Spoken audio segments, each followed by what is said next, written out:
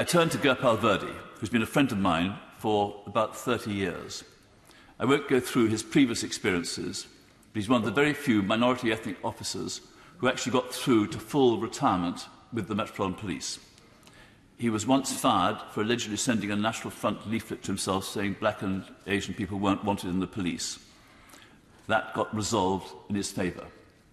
I was there when Bernard Hogan Howe presented him with an award for exemplary conduct when an attack similar to the one on my constituent Stephen Lawrence, Gurpal Virdi left his police station in Ealing. He found two of the attackers, he found the attack weapon and went to see the family to give them information and comfort. After he retired, he was doing various things voluntarily and for money. One which was, I think, important was when he stood as a Labour candidate. He was mentored by the present Mayor of London. And I would suggest that the present Mayor of London gets in touch with him now and gives him the sort of support he should have been giving him all the way through. Gurpal Virdi was told he was being charged with indecent assault on someone under the age of 16 with a collapsible baton, an extendable truncheon.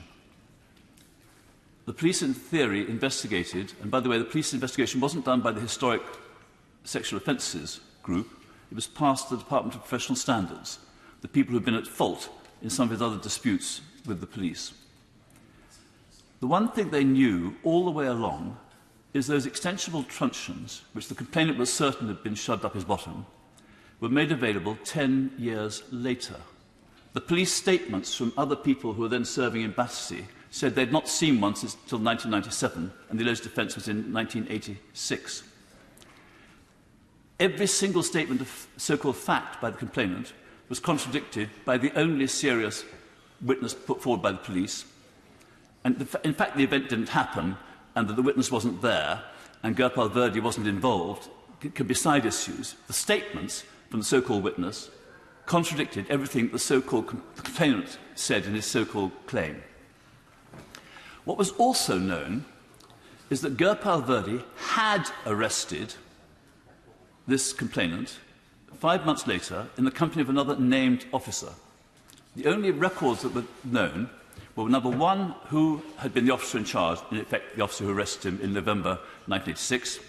The Gurpal Virdi and another officer had arrested him in March the following year when there was a warrant out for him.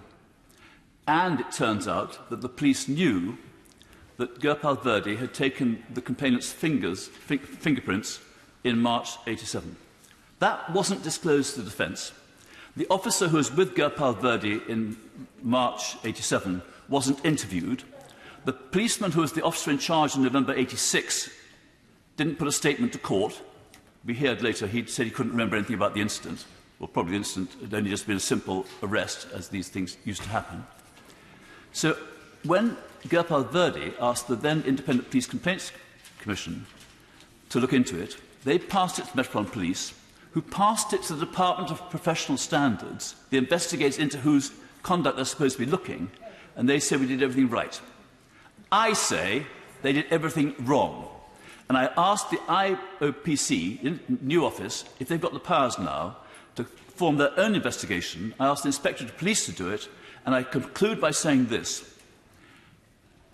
Operation Midland, into what Nick, Carl Beach, said, is going to be reviewing a number of things. I ask two things. One is that ministers consider, and the Metropolitan Police consider, having someone like Sir Richard Henriques to give a week to looking into the Virdi case. It wouldn't take more than that. And then to ask the review that's looking into the Operation Midland to look into what I think was called Operation Denmark, and especially ask how the Gold Group in the Metropolitan Police, the supervising group, which I think went from Deputy Commissioner all the way down, managed to overlook every single bit of evidence which showed that Gurpal Virdi was innocent, he shouldn't have been charged, the investigation should have been proper, and he should be exonerated.